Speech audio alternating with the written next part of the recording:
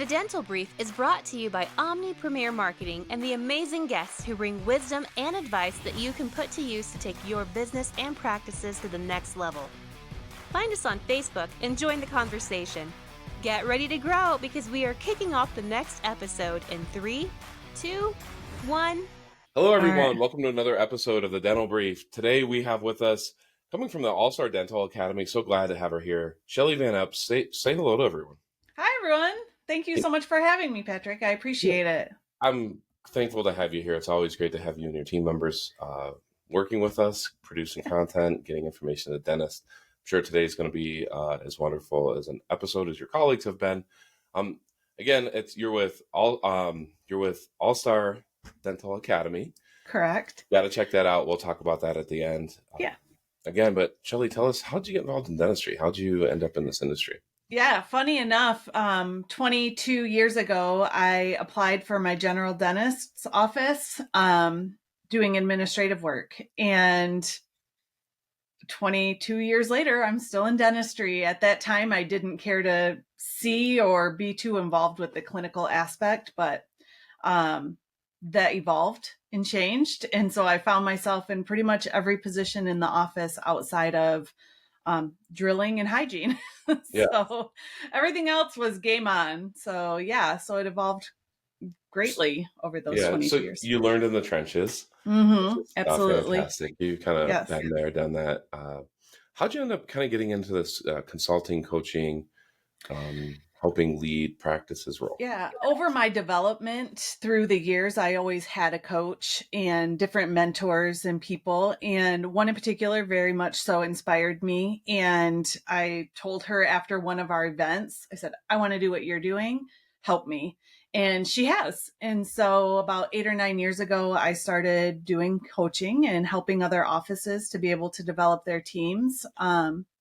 And to really hone in on some of their skills in different areas where they might have been being challenged. Yeah. So, I know we always ask a question like, what's one of the biggest challenges that you have, that you see dentists and practice owners facing? And we're going to ask that question in a minute. But I know one of the biggest challenges is not having a coach. We're right in the middle of the NBA playoffs. Last night I was watching, unfortunately, not my beloved Nuggets. They don't beat the Suns until this coming Friday. But I was watching the Golden State Los Angeles game, and here you have LeBron James, arguably one of the best 5 players in the history of the NBA. There's a timeout with about a minute and a half left in the game that they're up, and he is laser beam focused in on his coach. One of the greatest players ever. I mean, the guy makes $50 million a year. Financially, obviously, he's doing okay, right? But he's laser beam focused in on what his coach is saying. I know so many people don't have a coach. If you ask Dennis, I think randomly, do you have a coach? A lot of them don't. And I think they don't think they need a coach. I think they think they're above it or they're afraid of it. There's something going on there. Maybe we'll have time to touch on that. But if you have a coach, you should look at getting one and maybe look at the reason why you don't have one or why you haven't had one. There's something kind of going on there that maybe you need to work through a little bit. So let me ask you the question, besides not having a coach, what is one of the big problems that you see practice owners facing today? Honestly, a lot of the doctors, when they go through their schooling, they're focused on the clinical component. And unfortunately, with the success of dentistry, 85% of it is communication and the ability for the soft skills to happen. And only 15% of it is what they learned in school. And that's the clinical, technical expertise. It's obviously very, very important from the ability to perform and do things properly from a clinical perspective. But if you're not connecting with your patients and your team, you're not going to be all that successful and you're going to find yourself stuck at some point. And so that's kind of where a lot of doctors and owners struggle. They just don't know what to do to get to that next step in developing their team. So where do you see that kind of manifest the most right now? Where are you seeing dentists paying the price for that right today? Like, what's a common problem when they call you and they're like, hey, Shelly, I've got this issue.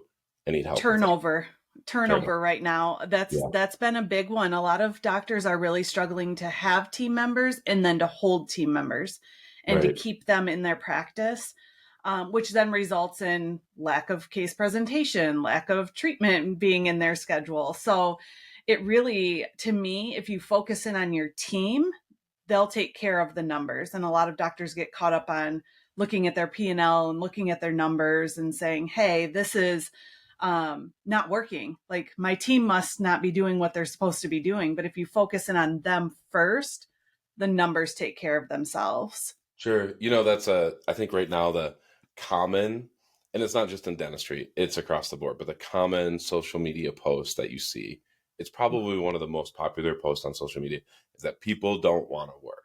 And Mm-hmm. I disagree with that. I think people just don't want to work for you, right? I'm not speaking to you specifically, Sure. Shelly. If you think that people don't want to work and you're having trouble hiring people and they just don't want to work for you, they really want to work. People have jobs. The unemployment rate is at, I think, 3%. It's as low as it Right. can really be. So how do we make people work for you? Like, where do you start with that? And I think having a coach is a big part of that. But what are the steps? How do Well, we get people to want to work for you?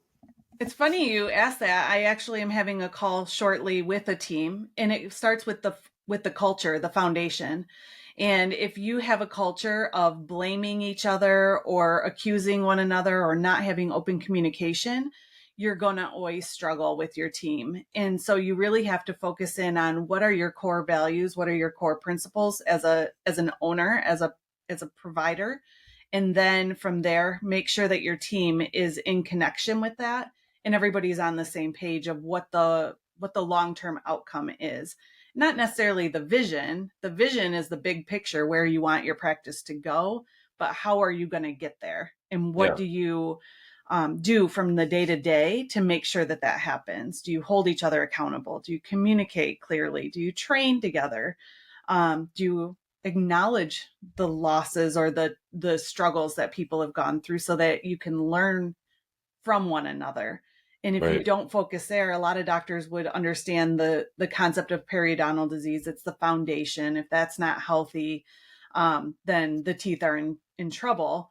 And if you look at that for your practice and you look at the culture and that's your foundation, if that's not healthy, everything else is in trouble. Everything yeah. else is in jeopardy. So, So, right, when you're in that situation and you have staff shortage, the mhm. staff that you have is maybe not really happy. You're not happy with the staff. Things are really, really chaotic in the schedule because that's going to happen when you have a staff shortage and your staff isn't happy. Maybe your new patient count is low. If you're understaffed and your team isn't happy, that's going to happen too. They're just not going to answer the phone with that big, big smile and bushy tail. Right. That's not going to happen. Right. So you got all these problems. I mean, they're just out of control and it's overwhelming. It's incredibly overwhelming. Where do you start? So today, if this is a dentist that's like, this is out of control, it's overwhelming, I don't even know where to start, I want to pull my head out of the sand, but I don't know where to look. What's the first thing to look at today? What's an action they can take today to start fixing this? I would say talk to your team, have one-on-one conversations with them and get to know where they're specifically being challenged so that you can identify the problems. A lot of times it's not a safety zone where team members feel like I can go to my boss and complain or acknowledge where I'm frustrated. They just talk over here to each other about how frustrated they are. And the people who can actually do something about it aren't aware. They just know something's wrong here, but they don't know what it is. Sometimes it means you have to set up so that your team is having one-on-ones and having a conversation with each other. But as the leader, you need to initiate that first and foremost to open Sure. that communication and safety. What about building some like rules around that, right? So I saw a movie a long time ago where some couple is batting and they're taking turns holding like a teddy bear or something like that, right? I think Yeah. everyone's seen this movie. I think it's probably happened a lot, but and so they're creating an environment where a productive conversation happens. If a dentist sits down with an employee and the employee says, "Well, I think you don't care about us. I think all you care about is money. You take way more time off than we do." And they just start Hmm. hammering the dentist with these real world issues that they have. Right. It's going to be incredibly hard as that dentist to not go, you know what? Go work somewhere else, right? I'm sick of you too. I hate you. I'll see you later, right? So Absolutely. how Absolutely. do you create the environment where, how do you get mentally ready to be criticized? Because it's going to happen. You're the Yep. leader, and every bad thing, every good thing, every bad thing that happens is really your fault. How do you get Right. yourself mentally ready and create some ground rules to make that Yeah. work? The to start off with a permission statement and to open the ground Mm, and say, I'm going to ask you for some feedback. Yep. I would like for you to be honest. And in that, I would like permission to be honest with you as well, so that we can make this a two-way street, two-way conversation, because it's very, it would not be uncommon if the team member had the frustration, but the doctor also has the same or another frustration as well. So Yeah. they need to be able to have a conversation. Generalizations are not allowed in my world. If you're going to say you always do this, give an example of that. Like, tell Right. me an exact time so that I can own that. Really what should happen is that you're having these conversations as soon as something happens versus waiting until it's a boiling point, because that's when that list that you were just listing off, that happens, and there it's very hard to get back to a healthy conversation. But if it's just one little thing, sometimes people think, oh, it's just one little thing, I'm going to let it slide, I'm not going to deal with that today. But they build and they build and they build. It's like Jenga, and all of a sudden the whole thing just falls. And you're pulling out all of the little safety zones until it just can't stand anymore. And that Sure. relationship is very hard to get back. So starting right from the ground and the foundation with that communication is critical, in opening that door. Yeah.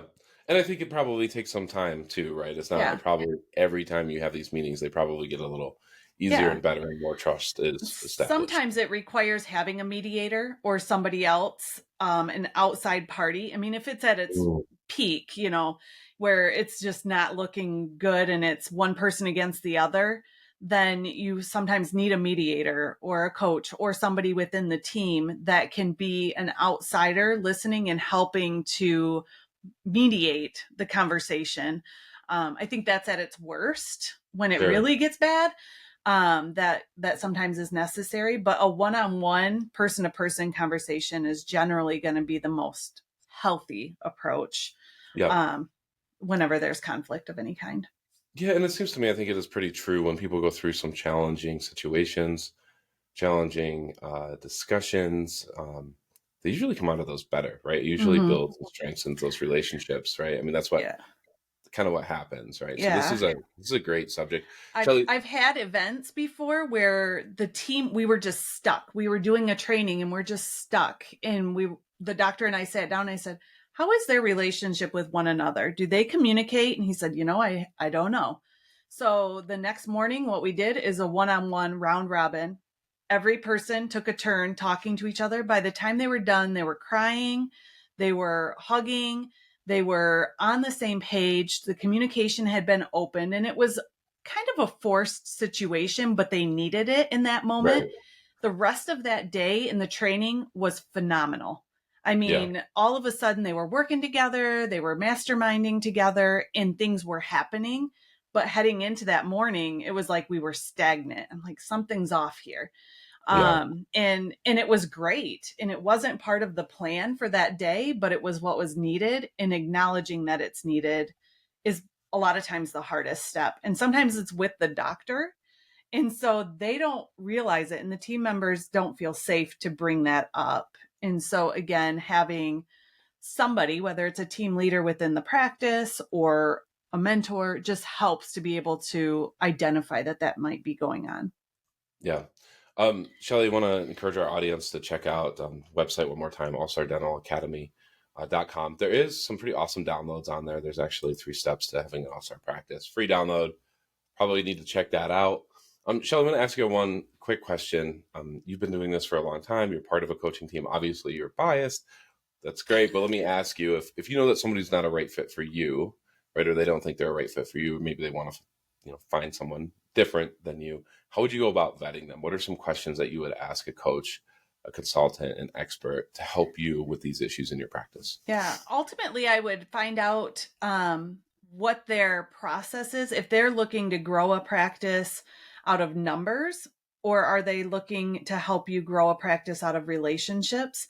As a team member, I've worked with multiple different consulting companies and coaching companies and had different mentors over that 22 years. Some of them were a perfect match for our practice and some of them weren't. And so it's really, what are you looking to accomplish at the end of the day? And are your values a match? And if Right. they are, all in, find somebody to be able to support you. Obviously, like you said, I feel very strongly that the approach that All Star takes is a relationship based approach, but that's not for everybody. And Right. so, a lot of private practices, absolutely, that's the way you grow authentically, is by building relationships. But some offices are in their early stages. They just need patience. They need people in the seats. And so sometimes Yeah. it's a longer process building relationships than some of the marketing components. So a Sure. mixture might be necessary, a Yep. great marketing company together with somebody to help you know what to do with those patients when they show up. So, Yeah, that's pretty important. I will tell you that yeah. that I've had a couple of situations. We had a situation yesterday where we put our name on a test lead to see how long it takes for a client to call us to call that potential patient back, and it took them 24 hours to call back, which is a long time in my opinion. From a Monday to a Tuesday, that's way too long. But their caller ID showed as this name that was a name. If you saw it on a caller ID, you would never pick up that call. Like Hmm. it looked as spammy as can possibly be. And it's like, hey, no one's going to pick up that call.